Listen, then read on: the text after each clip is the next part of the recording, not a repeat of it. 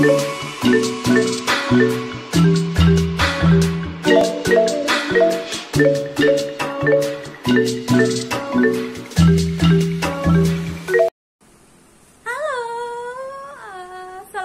warahmatullahi wabarakatuh. Kembali lagi di YouTube channel Retno Dwi Handayani bersama aku sendiri, Retno, atau bisa panggil Nyanyo, bisa panggil Ibun atau apa aja. Alhamdulillahirabbil alamin. Akhirnya setelah sekian lama kita nggak ngupload video lagi ke YouTube sejak sebulan lalu. Akhirnya hari ini siap untuk membuat video lagi di YouTube gitu. Dan alhamdulillahnya, jadi kemarin itu nggak bikin video karena alhamdulillah saya sedang melahirkan anak kedua. Dan video kali ini itu menceritakan, saya ingin sharing tentang kehamilan sampai proses kelahiran anak kedua ini yang sebenarnya kalau diingat cukup banyak membuat kegalauan. Jadi makanya saya ingin membuat video ini sebagai sharing tentang pengalaman saya pribadi ya, kepada para ibu-ibu yang mungkin sekarang sedang hamil atau sedang menunggu detik-detik persalinan. Jadi saya ingin sharing aja, mungkin ada yang ibu-ibu juga merasakan seperti yang saya rasakan. Jadi kita sharing-sharing ya. Jadi kita tonton ya. Kelihatannya aku akan bikin video sharing tentang kehamilan dan persalinan itu kayaknya 2 part. Mudah-mudahan sih 1 part cukup, tapi kayaknya nggak cukup. Jadi part pertama itu tentang proses kehamilan, yang part kedua tentang proses persalinannya. Oke, kita mulai aja. Sekarang di depan aku udah ada buku pink. Pasti semua ibu hamil di luar sana pasti punya buku record kehamilan. Maaf udah buluk, padahal baru kemarin lahirannya. Bukunya ya sejenis inilah, pasti kalian harus punya ya, buku tentang riwayat proses kehamilan kalian, dari pemeriksaan dan lain-lainnya gitu. Jadi kehamilan kedua ini sebenarnya saya itu nggak terlalu banyak keluhan untuk kehamilannya, alhamdulillahirabbil alamin. Nggak seperti kehamilan yang pertama ya, beberapa ada ya, tapi nggak mulus-mulus aja gitu, ada kendala juga, tapi nggak sebanyak kehamilan pertama. Mungkin karena memang kehamilan pertama kali hamil, jadi saat menemukan problem tuh kayak worry banget, takut banget gitu.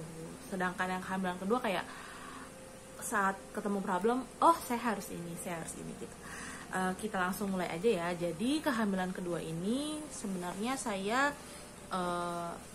tahu hamil itu sudah sekitar 7 minggu. Di awal nggak ada keluhan, ya seperti pada umumnya, mual beberapa kali, muntah, tapi nggak yang ekstrim gitu. Jadi untuk mual muntah masih bisa diatasi. Untuk makanan apa aja kayaknya nggak terlalu yang gimana gitu ya. Mungkin yang sekarang lebih senang pedas dibanding yang kedua. Terus apa ya, untuk kehamilan trimester pertama itu nggak ada keluhan yang berarti sih, biasa aja. Saya tetap bekerja seperti biasa, malah perjalanan dari Bantar Gebang ke Cilincing itu naik motor, terus dilanjut naik angkot, terus saya juga nge-shift pagi, siang ataupun malam, ya alhamdulillahnya ya fine aja. Mulai di trimester kedua itu di sekitar usia kehamilan 21-22 week itu saya mengalami pendarahan, dan itu terjadi setelah saya ngadain ulang tahun anak saya yang pertama. Itu besoknya saya ngalami ada pendarahan. Yang saya lakukan waktu itu ya udah bed rest, tiduran terus jangan stres, dan hari itu akhirnya saya izin untuk tidak masuk, dan hari itu saya ke dokter untuk USG. Dan kata dokter, yang saya khawatirkan yang pertama, kehamilan saya yang pertama itu kenapa bisa sering ada pendarahan, itu karena plasenta berada di letak bawah. Makanya saya khawatirkan juga kehamilan kedua seperti itu. Akhirnya saya USG, kata dokter, enggak kok, posisinya bagus bu, gitu. Nggak ada kelainan di kehamilannya, bagus-bagus aja, kondisi janin bagus-bagus aja, letak plasentanya juga bagus-bagus aja, katanya dokter seperti itu. Yang saya khawatirkan adalah pembengkakan di mulut rahim, katanya. Oke, udah, akhirnya saya diberikan obat stop pendarahan. Kata beliau, diminum aja bu sampai 3 hari. Kalau lebih dari 3 hari masih ada pendarahan, ibu balik lagi, nanti kita akan cek lagi, gitu. Dan alhamdulillah hanya hari itu saja saya mengalami pendarahan. Jadi mungkin benar nih kata dokternya, mungkin memang hanya karena ada pembengkakan yang ada di luar rahim, gitu. Ya sudah. Lalu kemudian saya cek kandungan sesuai bulannya ya, setiap sebulan sekali kan, trimester 1 dan 2 kita masih ya sebulan sekali. Nah di bulan waktu saya kontrol, ternyata itu plasenta menutupi jalan lahir. Coba kelorotin lagi sedikit. Oh iya. Lagi. Soalnya ini masih, iya, ari-arinya masih ini nih, masih menutupi. Nih. Nutupin apa? Jalan lahir ini, ari-ari di sini. Oh, deket jalan. Di usia kehamilan 23 week, dokter mengatakan kalau plasentanya menutupi jalan lahir, Bu. Jadi ini bukan mendekati lagi, benar-benar menutupi jalan lahir. Ada pendarahan nggak? Pernah sih dok, gitu. Minggu kemarin ada, tapi kata dokter yang tempat saya USG sebelumnya itu nggak ada masalah di plasenta, kata dokter. Tapi ini menutupi jalan lahir, Bu, benar-benar menutupi yang totalis gitu. Jadi ini jalan lahir, dan ari-ari benar-benar menutup di jalan lahir. Gitu. Saya agak kaget sih karena sebelumnya di kehamilan sebelumnya itu hanya mendekati aja tuh. Saya sering banget yang namanya ngeflek dan akhirnya harus bed rest karena kehamilannya masih belum cukup untuk dilahirkan gitu. Jadi beberapa kali bed rest lah untuk di kehamilan pertama. Nah ini benar-benar untuk jalan lahir. Sempat stres sih, tapi akhirnya saya mikir kalau saya stres nanti akan semakin memperparah keadaan. Oke, ya sudah, akhirnya ya sudah, kalau memang nanti pendarahan lagi ya kontrol lagi. Kalau misalnya kata dokter untuk bed rest ya udah bed rest gitu. Tapi dokter tidak menyarankan untuk bed rest karena saat itu pas saya kontrol, saya mengetahui kalau plasenta saya itu menutupi jalan lahir, itu posisinya tidak dalam keadaan saya ada pendarahan. Jadi ya sudah, beraktivitas seperti biasa. Saya bekerja, saya naik motor, naik angkot dan sebagainya, itu seperti pada umumnya seperti biasanya gitu. Mengalami pendarahan lagi, ngeflek lagi gitu. Akhirnya saya kontrol ke bidan yang cukup terkenal dengan hypnobreathing-nya. Akhirnya saya ke bidan tersebut dan diajari tentang cara untuk berkomunikasi dengan janin agar janin dan semuanya yang ada di dalam perut itu untuk bersinergi untuk bisa menggeser plasenta bergerak, pas plasenta bergerak menjauhi jalan lahir. Waktu itu yang diajarkan adalah seperti ini.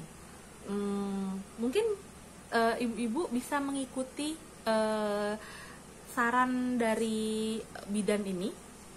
Jadi ibu bidan ini bilang, ayo ibu elus tangannya kan posisi plasenta sekarang ada di bawah, dari bawah perut, dari kedua tangannya atau salah satu tangan itu berada di bawah, itu gerakan ke atas ya, gerakan ke atas, karena kan kita tidak tahu plasentanya ada sebelah mana. Kita gerakan ke atas sambil diucapkan dalam hati ataupun bersuara juga nggak apa-apa, sambil diucapkan, kakak plasenta bergerak yuk perlahan ke atas menjauhi jalan lahir. Itu adik bayi bantu kakak plasenta ya untuk bergerak secara aman menjauhi jalan lahir. Seperti itu saya ulang. Lalu kemudian saya kontrol lagi di 2 minggu setelah kontrol dengan bidan tersebut. Alhamdulillah posisi plasenta sudah berubah di 29 week. Akhirnya alhamdulillahirrabbilalamin kakak plasenta sudah berada di atas dan kepala bayi sudah berada di bawah. Alhamdulillah. Sebelum cuti itu tanggal 15 Desember 2020 ya, itu saya cek lab semuanya gitu, dan saya kaget ternyata hasilnya agak kurang baik karena di urin saya itu ada proteinnya positif 1, dan di urin juga positif ada bakteri. Ya, pas tahu di urinnya positif 1, yang saya takutkan adalah preeklamsi. Padahal saya belum paham banget tentang preeklamsi ya. Jadi saya takut banget, dan tensi saya tinggi selama saya hamil, dari kehamilan pertama maupun kehamilan kedua sampai di trimester ketiga itu saya nggak pernah lebih dari melebihi normal gitu. Paling mentok ya 100/70 gitu ya, nggak pernah lebih dari itu. Dan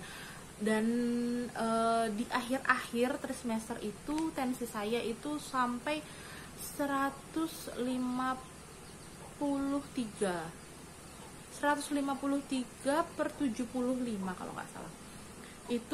Itu hari terakhir saya kerja. Jadi pas tahu di urinnya positif 1 dan tensinya tinggi, itu saya langsung jangan-jangan langsung searching lah di Google tentang preeklamsi.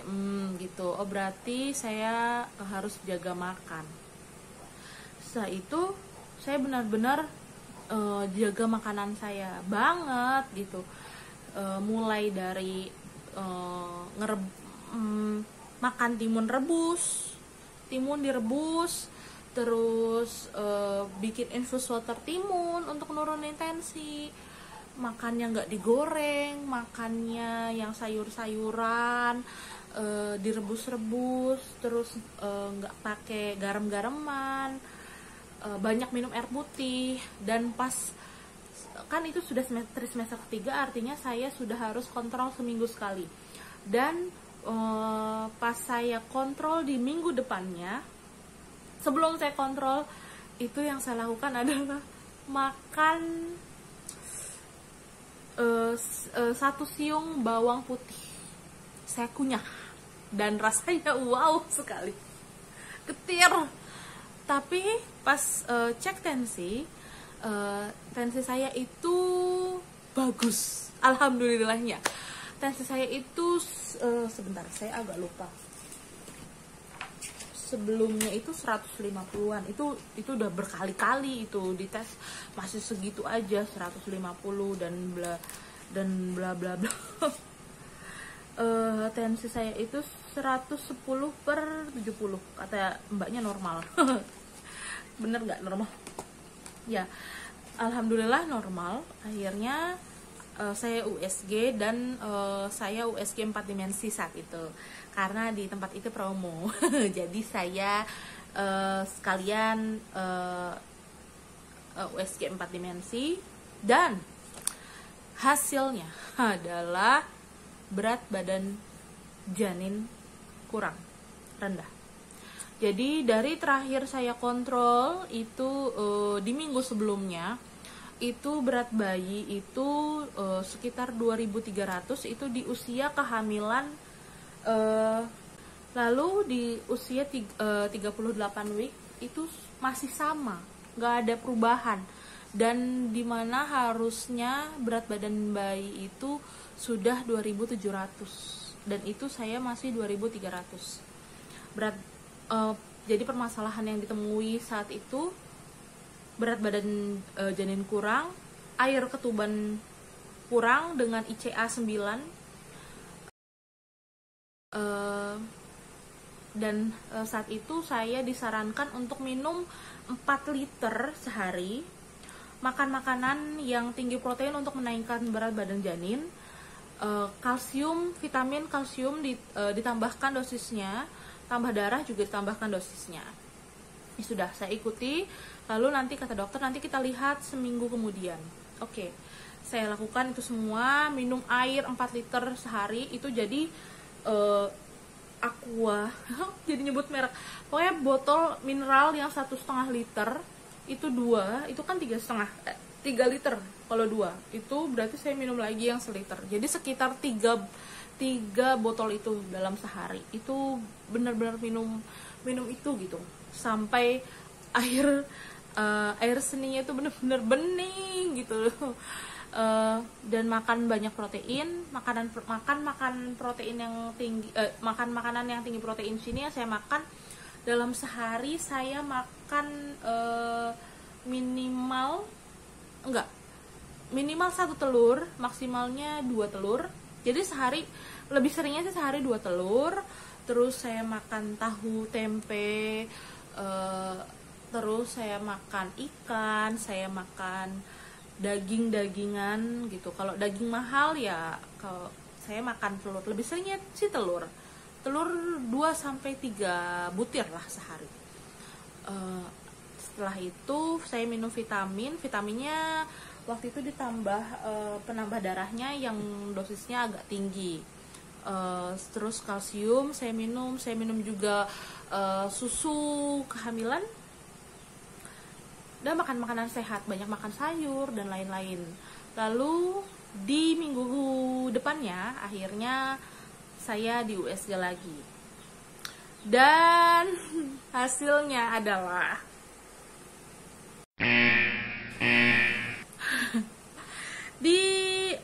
ini adalah puncak kegalauan. Jadi di minggu depannya itu berarti di sekitar kehamilan 39 minggu itu air ketuban saya benar-benar dinyatakan kurang dengan nilai ICA itu 5 cm saja.